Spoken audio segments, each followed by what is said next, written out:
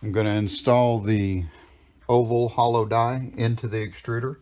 I have one bolt completely out, one of the eye bolts completely out, the other one just turned loose. The support goes up inside the extruder.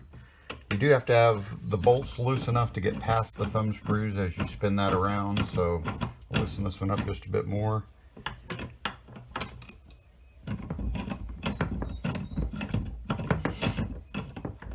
There we go.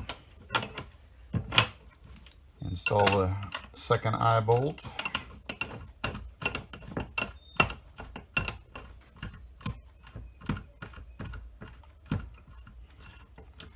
And tighten this up evenly so that you don't get squeezed out around the body of the extruder.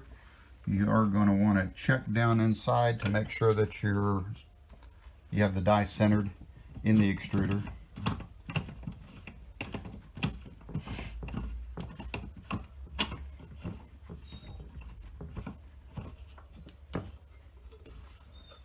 All right, looks good. Get some clay and we'll see what we got. I'm going to use a supported cut wire here to try to get a little straighter cut across the bottom. I had some wet clay. Looks like I still have wet clay here. Change the clay out and have a little stiffer body clay in at the top now. Just trying to get past what was left. And there it comes into the stiffer body there. You can definitely feel a difference in the pressure that it takes to extrude once the clay is drier.